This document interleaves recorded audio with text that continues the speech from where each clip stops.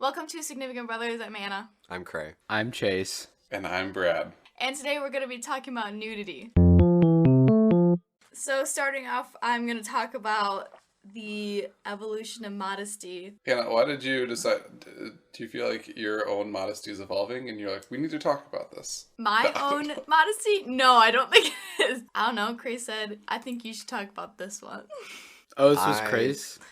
No, I sent her a Vsauce video on why do we wear clothes. I thought it was relevant. I didn't choose it. I Anna don't really chose talk it. about it that much. Sorry. Oh, well, it was a good video nonetheless. It was a good video. I watched it. I mean, we all know what modesty is, but it's like the behavior, manner, or appearance intended to avoid indecency. So I guess just not showing all of everything. And the standards are all like set culturally, but also depends on context. Like, why is it acceptable to wear a bikini at the beach, but if you're walking downtown, that's not really okay to wear your bra and underwear when it's the same amount of clothing?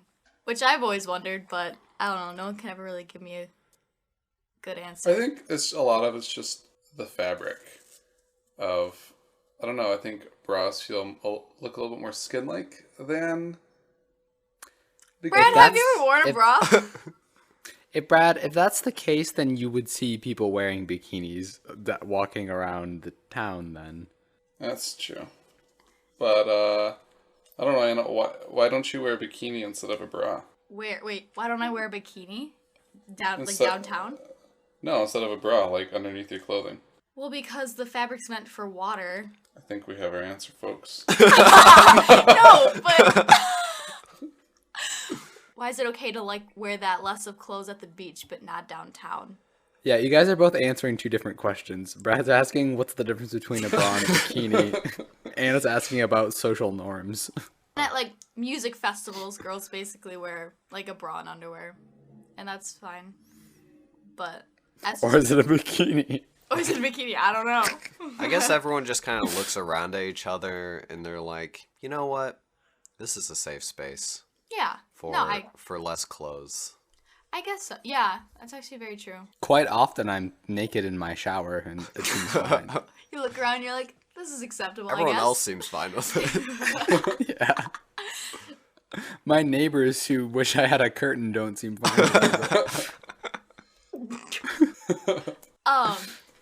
So speaking of wearing bikinis at the beach and stuff, I'll talk about the invention of the bikini, and yeah, and how what we used to wear, what women used to wear to the beaches. They would take bathing machines in the 18th and 19th century, and they were these wooden huts on wheels, and so horses would bring it into the water. They're women would wear these really voluminous bathing costumes. They were dresses, right? Yeah, they're dresses, and they had pants with them too, and so then when they would be in the water, then they'd get out into the water. When the bathing machine was in the water, they would step out. And so it was just so no one would really see them. So these big dresses were considered scantily clad in a way? Is that why they had to go into the bathing machines? Yeah. Even and if you look up pictures, they're not. They're pretty covered. Okay, so they go into this this vehicle, and then they in their dresses, or in the vehicle they get into their dresses, and then I think they would be in their normal clothes. And then the vehicle brings them into the water, and then they swim around. Yeah. Weighed down by all this fabric. That sounds like a terrible. Yeah, and they actually would put weighted stuff. I don't know what it would be, but in the bottom of their the hem of their dresses, so it wouldn't rise up while they're in the water. Oh boy. Oh no. Yeah, that sounds awful. Being in the water in full clothes is never really fun. Plus being weighed down, I feel that's just I can't imagine how many people drown because of that. Well, I feel a lot of the women wouldn't actually be going swimming. They'd just be going into the water. Yeah, they'd probably just be True. standing around. Swimming in clothes and weighted material isn't conducive to swimming. But the bikini was invented in 1946, and it was launched in Paris by Louis Riard and Jacques. Jacques? Yeah. Jacques? I think it's just Jacques. Haim. I don't know. Haim. Yeah, I don't know how to pronounce French things So or it anything. it was named the atom, like the atom, after the smallest particle of matter. And to model it, they had to hire a stripper because no other model would wear it. Whoa. And That was even pushing it for the stripper because she was so used to wearing nothing.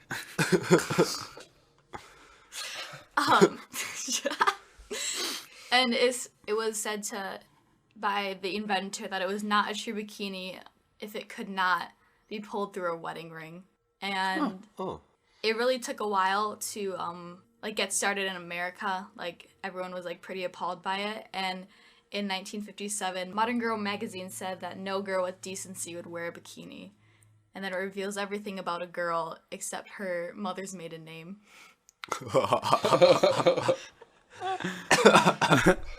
That's clever. That is a very clever way to say that. I was gonna say I'm gonna start saying that to people now, but that would be incredibly rude to say to people.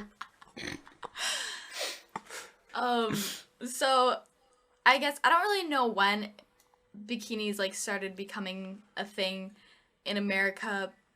I think one pieces were more of a thing in like the 40s, 50s, and then like the two-piece that were like high-waisted became a thing in the 60s, and then I think like the 70s is when bikinis became like more of a thing, probably because like the sexual revolution. That makes sense.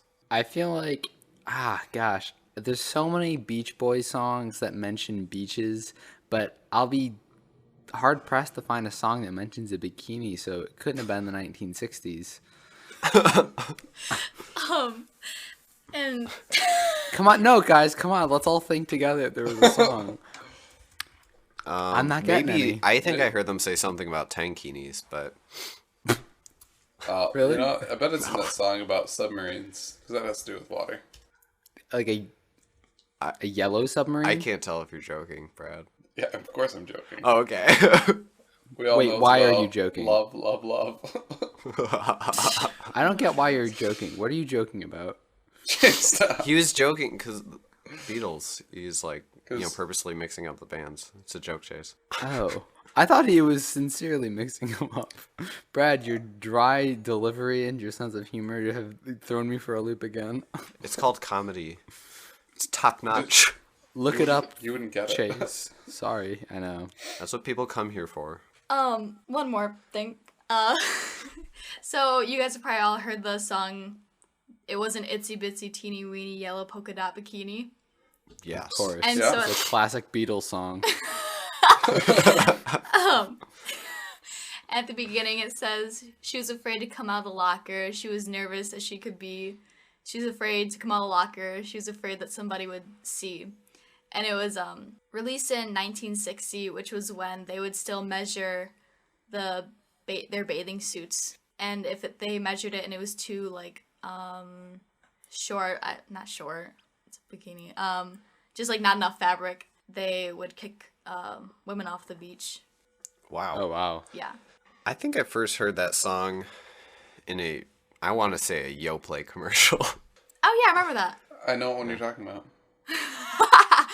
So, did anyone see her in the song? It's like the last line, and they caught me. Oh my god. I don't really know how it resolves in the end, actually. From the locker to the blanket, from the blanket to the shore. Oh. From sea to shining sea.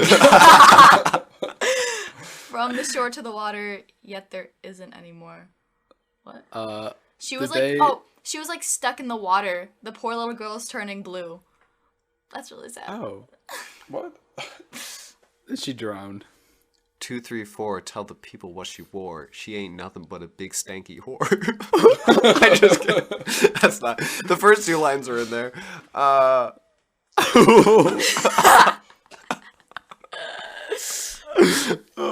Is this also, like, does this tie in maybe they also made her wear, because of the size of, like, her swimsuit, they made her, like, wear the letter A on it? Oh, no, they did not. Moral of the story. Beware of buying a bikini because you might reveal your mother's maiden name. All right, so I'm going to talk about nude art. And since I took one art history course freshman year, you could say that I'm the leading expert on this podcast on anything and everything that's related to art. So, so I'm not going to get anything wrong in this upcoming section. In this very Brad's condensed... nodding his head in approval. That's good. So nude art has existed since ancient times. We can all think of Michelangelo's David, perhaps. It's a sculpture of David, and he's naked. Erica has an apron, like a I saw kitchen that. apron, that is just the lower half, and it's like just the penis. That's funny. That's great. See, Sorry, now that's art. yeah. Sorry, continue. Just took the best part of the sculpture. Exactly. That's all people show up to see is like, wow, that's really what it looked like. Is that the scale? Was David this tall? So it's always been an artist's sort of greatest challenge and achievement to recreate the human form. That's what Wikipedia tells me. I feel like maybe different artists would tell me that they have different challenges that they're trying to achieve. But creating the human form is a pretty big challenge, and if you can do it accurately, a pretty big achievement. And nude art is sort of its own genre, kind of alongside still lifes and landscapes. So in ancient times, it could represent like glory or elegance, or what have you, like the birth of Venus, or Michelangelo's David kind of shows some strength. In ancient Greece, there's a lot of heroic nudity, so that's what like gods and heroes would be nude in paintings or sculptures. You wouldn't really see like normal everyday people being nude.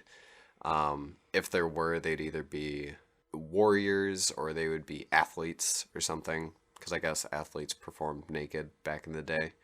Have you guys like seen the Sistine Chapel and how Jesus is painted in it? No. He's No. like, he's freaking ripped. He looks like he's hitting the gym every day. Well, he had to get ready to carry the weight of all of our sin. Oh, Ah. you right. That's good, Brad. That's a good point. So the nudes that were made in ancient Greece, nude art, I feel like when I say nudes, that means something entirely different. But Send nudes. the nude art back then sort of showed what they perceived to be, perfected people, healthy, young, geometrically sound, Supple. supple, Titillating. just meaty enough. But obviously, like, this wasn't just in ancient Greek art. There's also Japanese art, which showed people in bathing houses, ancient African and Indian art as well. So that was a great period of nude art for the world. And then the Middle Ages came, and no one really wanted to make nude art anymore, mainly due to Christian influences. Like, nudity is seen as sinful and as weakness, so they don't really make a lot of nude art in that period, except for a few exceptions, like Jesus on the cross, the end days, the apocalypse, and Adam and Eve. So then the Renaissance comes. Nudity is back in style. It's the new kid in town. Everyone loves it. Nice. They draw upon Greeks for inspiration. I don't know, maybe you do mention this, but in ancient Greece, gymnasiums come from ancient Greece, and at gymnasiums they would just run around naked.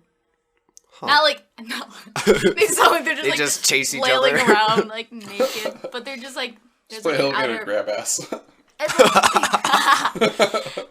there's a track that they run around. They just run around naked.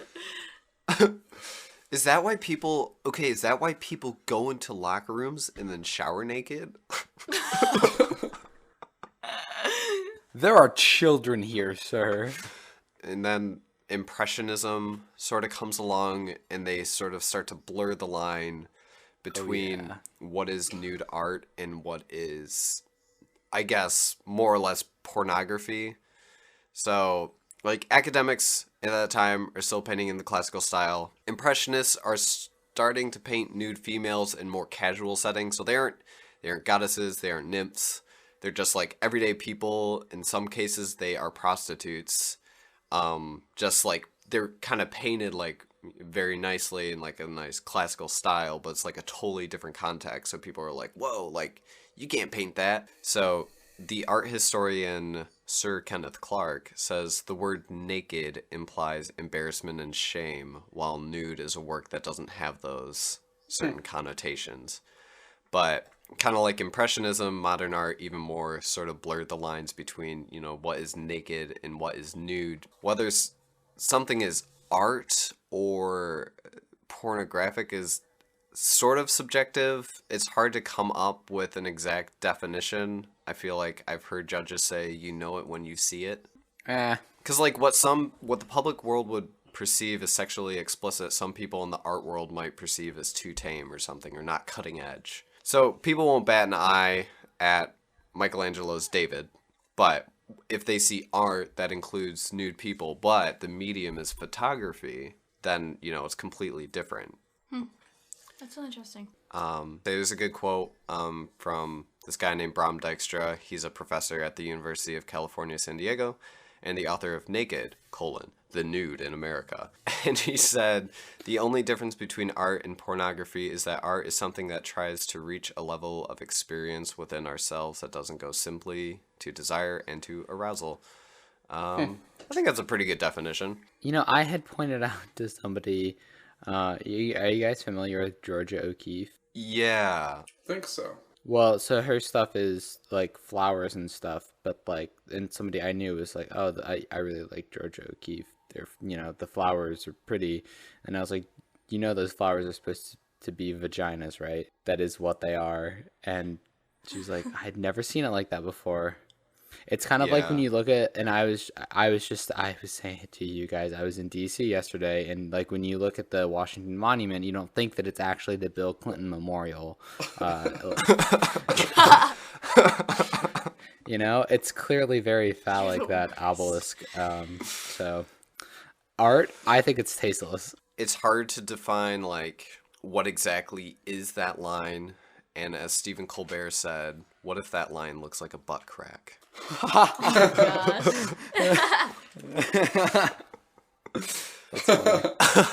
Because he had a segment on, you know, what is art, and then follow up, what is porn, and he was talking about like all of this like censoring rules on TV. So he actually showed an O'Keeffe, or he showed like, what was it, on Bloomberg TV, I want to say, this one painting sold for like $170 million, and it was called Reclining Nude or something, and it was like a more modern painting, and they had to like blur out all the lady parts on the painting for TV, even though it was like, you know, art.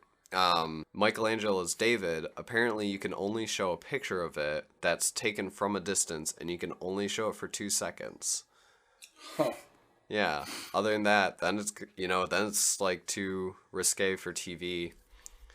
So I agree. I think that the whole, I mean, clearly it's all very subjective, but when you're dealing with like the FCC, it has to be very objective with what you allow and what you don't allow.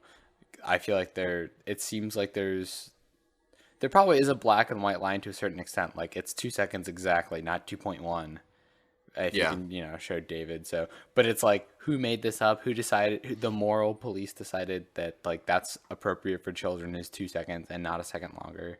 That's a little silly. I'm trying to think of the moral of the story. Morally bankrupt America doesn't have any morals or stories. The moral of the story is nude art is pretty cool. Oh my gosh. I don't know. That can be That's all I yours got. if you want. I didn't get to select mine. Just so everybody knows, this was assigned to me. I didn't pick this because I have a fascination with this. Actually, hold on. What was mine again? Nude colonies. Okay. For the record, colonies are for ants.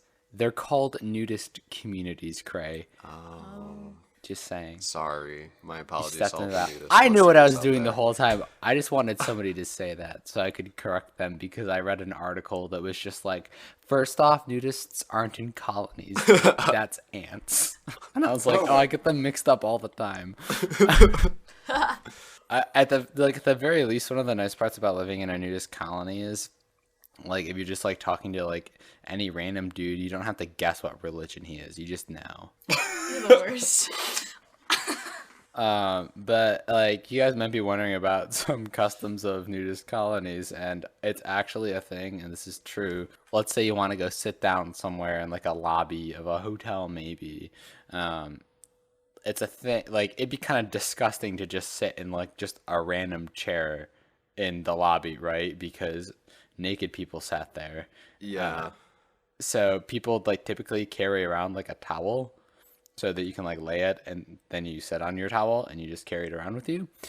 But then you're thinking, it would be nice as if you could like constantly have this towel draped around your waist. Maybe like have some like holes to stick your legs through so it's easier. I don't know. Wow. I think Linus would have done great in a nude colony. But here's a question that's confused scientists for years. Where do they keep their wallets? You know, why is the sky blue? Why is grass green? These are questions we don't have answers to. So we'll just have to keep wondering. Yeah, I guess there's no way to figure out those answers. I just assumed people were going to get into this in their parts as to why nudist colonies exist. But nobody did because, well, I don't know. So, I was looking Chase, up. they're called communities. I should Never say mind. communities. Wait, what are you talking about? No, Never you mind. said you called them colonies. We're gonna lose all our nudist listeners if you keep calling them colonies. So That's true. But like, okay, so this stems from a movement that started in like the 1960s of people who felt a little more comfortable being naked around people, and it was like a sort of way that people feel comfortable about their bodies and that there shouldn't be shame, and clothing is saying that there's something to be ashamed of. oh, okay. So that's the whole like idea around like people like this. It's a similar philosophy around body acceptance. So that's the gist of it. Like, it's just people who you can do that in your house, but you can't do it outside. So people want to live in a place where they can do that. And typically it's warmer climates. In fact, in the state of Alaska, it is illegal to be naked outside. Like, there are rules around like, there might be things with private property, but like Alaska is just like straight up no. That's dangerous first off. And no, Alaska, I assume they're really conservative. So fun fact, when I was reading up on this, they were like the only state that didn't have a little exception, because there's nudist colonies in the state of Michigan. You might know, you might not. I did not know. I did not know that either. But you were telling me before, Kray, or was it somebody else? Maybe it was Brad, actually. Oval Beach in Saugatuck. Yep. At one point was clothing optional. I didn't see anything on the internet about that now. Brad, do you care to give us a status update? I thought there was. Maybe it makes more sense that there was one. I bet they're cool with it still. I thought you didn't have to. Let's go find out. Let's find out the hard way. Everyone seemed cool with it when I was there, but I mean, So you'd be asking, why be nude? Because you get to do all of your same daily tasks, but naked. You can get your mail naked. You can do a crossword puzzle outside, naked. You can mow the lawn, naked. You can trim the hedges. And I'm not talking about yard work. Naked. So, yes, one of the more popular places, nudist communities to live in is, it's also like a resort, and you can go there for like a weekend, but you can also stay there like forever if you want, is Caliente Club in Tampa, Florida. If you want to go there, like single membership for preferred males. What? what? Is I'll it because get- males are preferred, or like you have to look a certain way? You have to be no. You don't have to look a certain way. That's against their philosophy. But it's like $2,200 like for an annual membership. That I don't think that includes rent. That's just to be a part of like this. It's like that's like joining a golf course essentially. Like you also have to pay rent, so that's membership fee. But a lot of places like they're normally, I mean, they're kind of geared towards like older people because like these are people who like this is like a lifestyle for them, and so they don't have like jobs where they have to go wear a suit and tie in the office and then just rip that stuff off when they come home. They're normally people who are like on the verge of retirement, so it's not like younger folks. But if you want to join one of these, it's really hard to join if you're just a single dude. You can join if you're a single woman, although that's not very common. It's hard to be a single dude because people are like, why you want to be here? Like, you're probably like a pervert, because like staring is kind of looked down upon in the nudist community because it's not like a sexual thing. It's just a acceptance thing. Oh, okay, so it's just a lifestyle thing. Okay, so nudist communities, are they usually just in like resort places like that? It's typically in resort areas, but I think there are people who can get like an agreement passed. Like it could just be a trailer park in like, you know, Winnetka, Illinois or whatever, of people who are like, we all agree to this and we'll put up walls and keep it modest and nobody will complain. And if you want to live here, you have to sign like a piece of paper and pinky promise to uphold our nudist traditions. But it is mostly like resort areas, but like I don't think there's anything stopping people from like establishing like a nudist community anywhere really. It could be in Kansas if you wanted. Okay.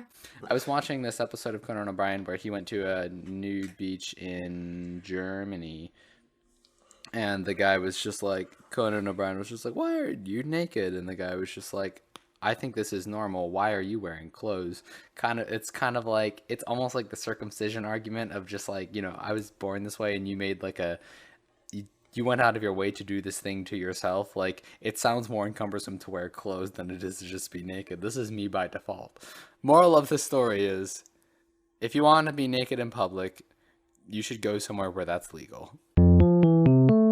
I had nude beaches, and surprisingly, there's not a lot of history with the nude beaches as much as I thought they were. They all basically have a very similar history. Maybe the biggest difference one would be Australia, just because we kind of came into contact with their Aboriginals later on than most other countries, because we colonized the Americas in like the 1500s and 1600s. We didn't really run into the Aboriginals of Australia until the 1800s, about 200 Are we years English ago. when you say we? I'm talking about the free world, but yes, the English. Aboriginals aren't people.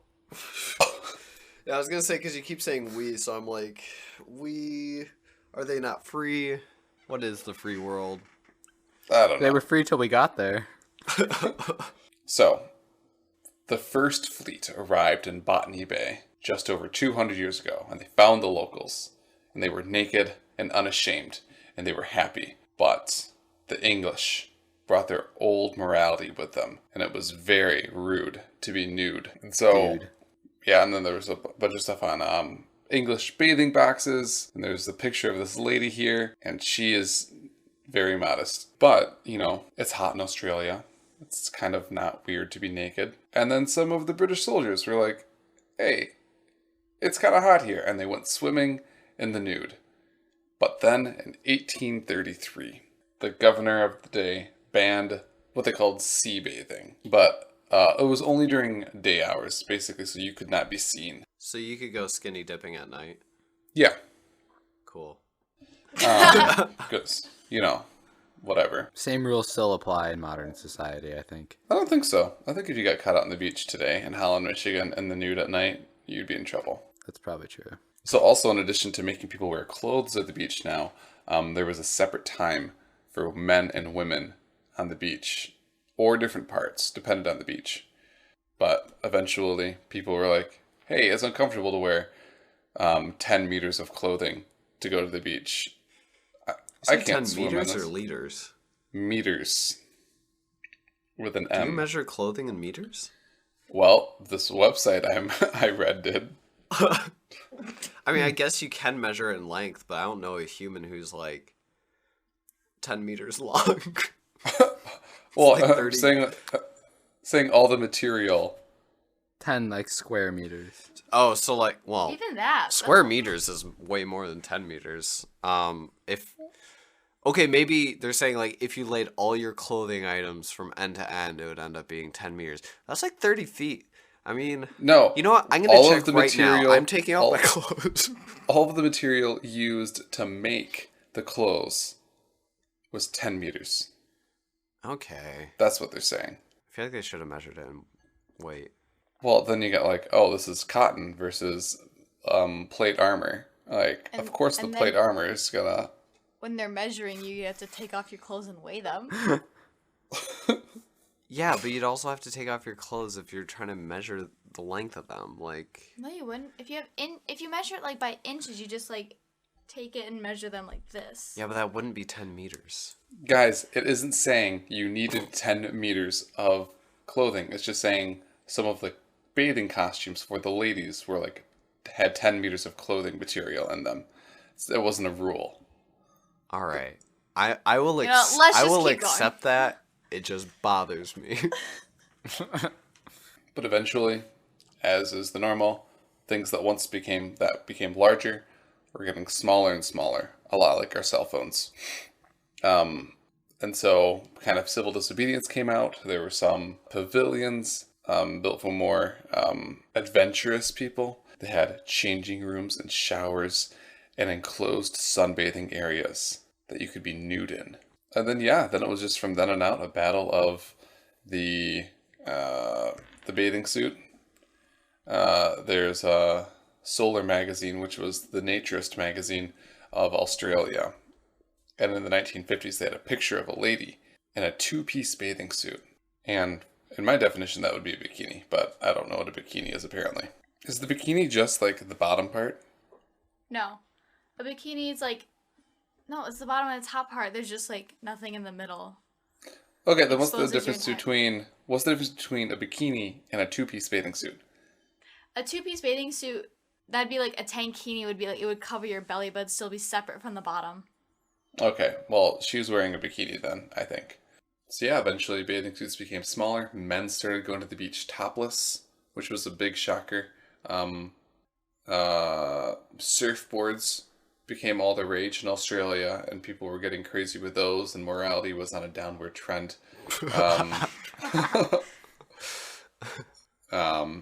There started being arms and legs exposed in bathing suits. Guys, this was a really crazy time. And wow, and then the bikini came out. There was kind of a big nude beach movement in France in the 50s, and that kind of spread pretty wildly. When I went to Spain, my teacher, she was like, yeah, like, we're gonna be going on a beach in Valencia, and it'll be cool, and yeah, there might be, like, it's kind of a nudist, there might be a nudist, like, area near it, but, like, don't worry, it won't be that great, it's just usually old women, and that is exactly what it was. I walked down the beach, and there was a lot of topless old women. Huh. Yeah, so you can thank France for spreading the love of nude beaches, and moral of the story is, don't get sand up your crack. Hey, thanks for listening to this podcast. You can listen on iTunes or Podbean or any other place that you listen to podcasts on. You can email us anything, and I mean anything. Topic suggestions, if you're feeling lonely. Nudes. Nude beach pictures. Nope, not those. SyncBrothersPod@gmail.com. And if you want to tweet us, you can tweet us at Significant Bros. We don't tweet a lot, so give us something to tweet about. Maybe we'll reply back to you. If you'd like to subscribe to our amazing newsletter, you can do so by going to tinyletter.com/significantbrothers. Thanks for listening! And I've always been criticized for the way I hug people. There's always been something wrong. And now You're just bad when at I'm trying hugging. to, like, apparently, because I'm just trying to keep it safe. I'm trying to keep it cool and friendly and stuff. Someone was just like, Chase, you, like, really stick your crotch very far away from the person. And I'm like, it's between that and dry humping, and I don't know what you want. I'm just safe environment.